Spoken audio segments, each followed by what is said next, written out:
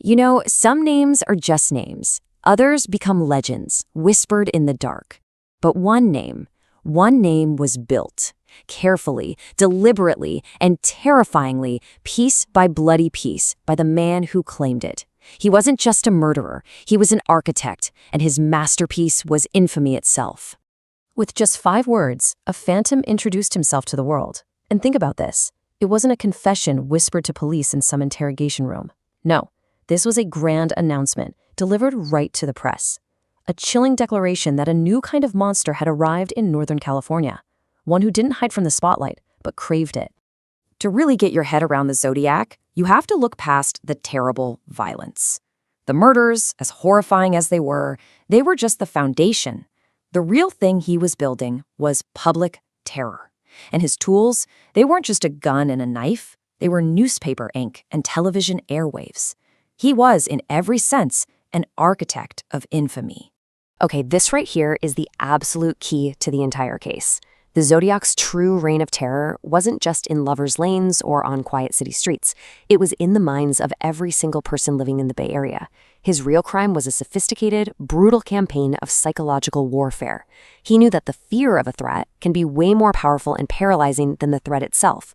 He was playing a game with an entire city as the board. So how'd he pull it off?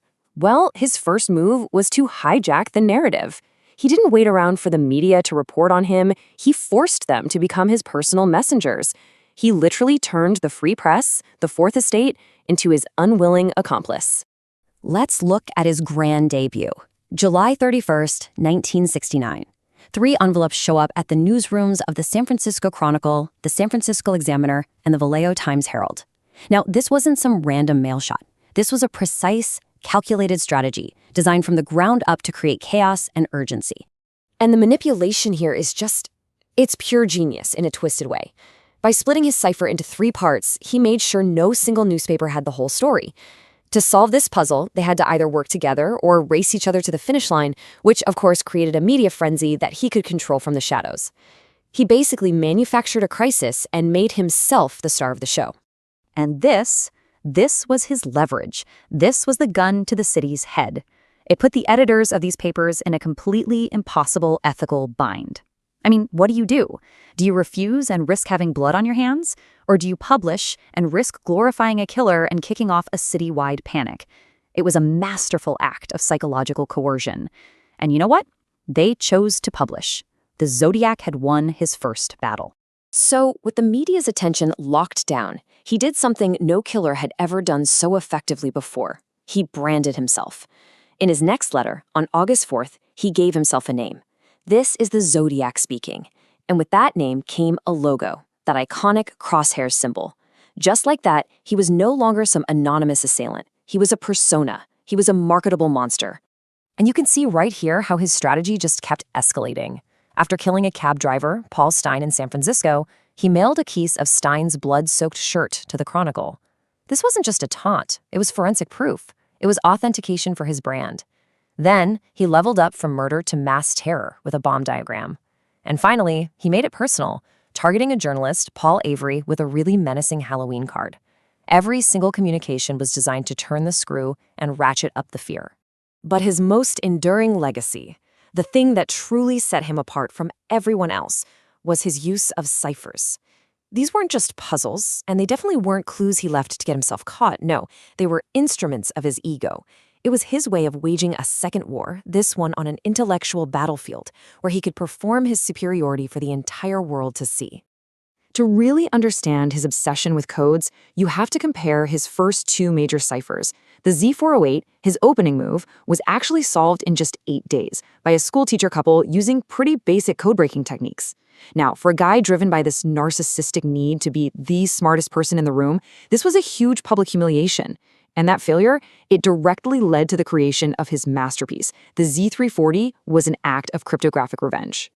So what made the Z340 so ridiculously hard to crack? Well, it was just a beast of layered complexity. First, he used something called homophonic substitution, where multiple symbols can mean the same letter. That just flattens out all the statistical clues codebreakers need. Second, transposition, which means he rearranged all the letters after he substituted them. And third, and this was the real killer, the reading direction wasn't just left to right. It followed this bizarre snaking diagonal pattern.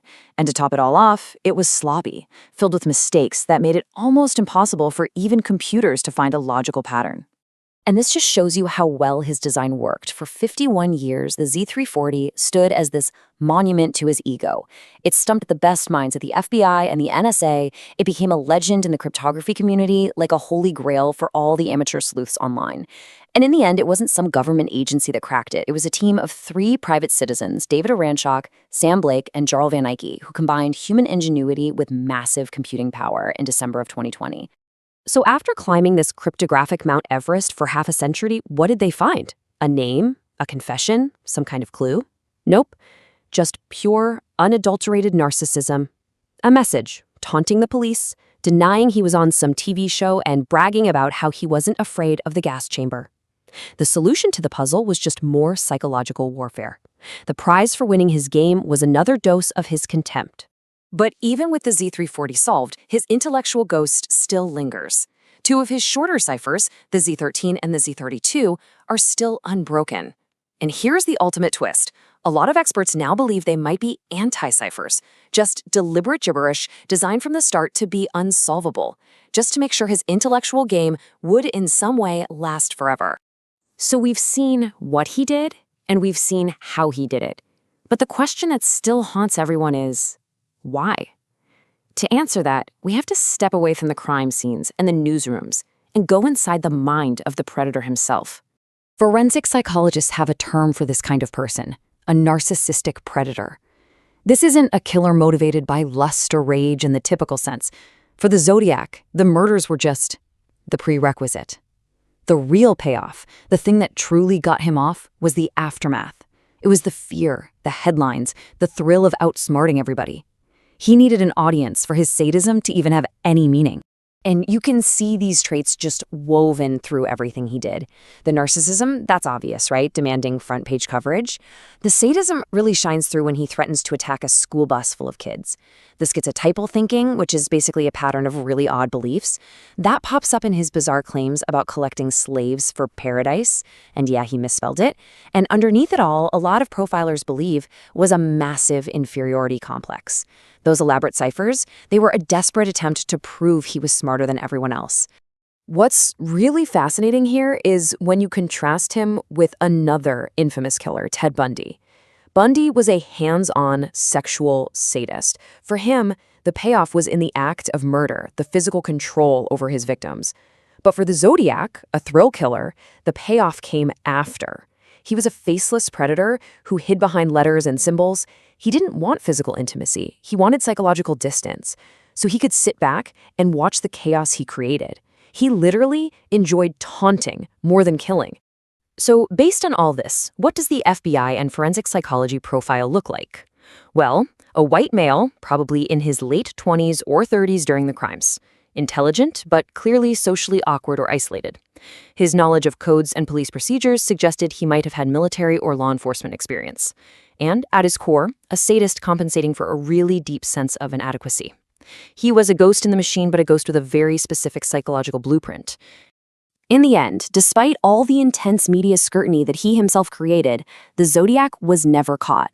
His identity remains one of the greatest mysteries in American criminal history.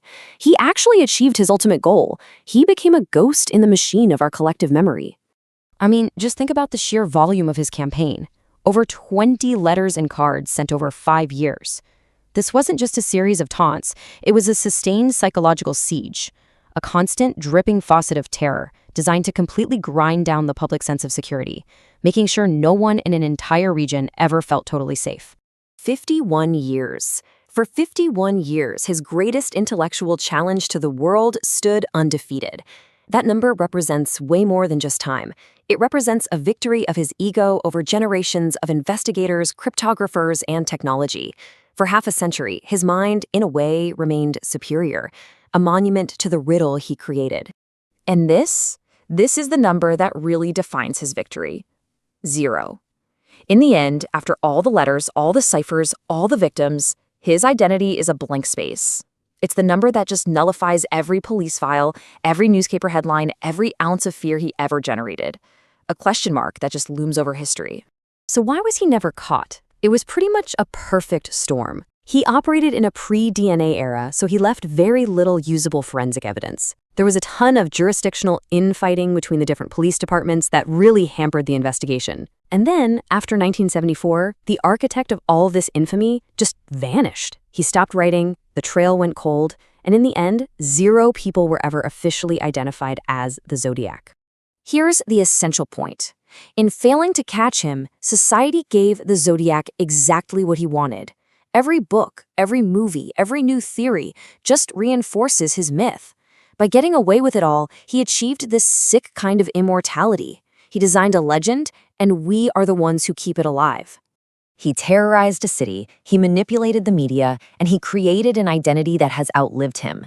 His case isn't just a collection of crimes, it's a puzzle of the human mind, a puzzle that, despite all of our efforts, remains incomplete.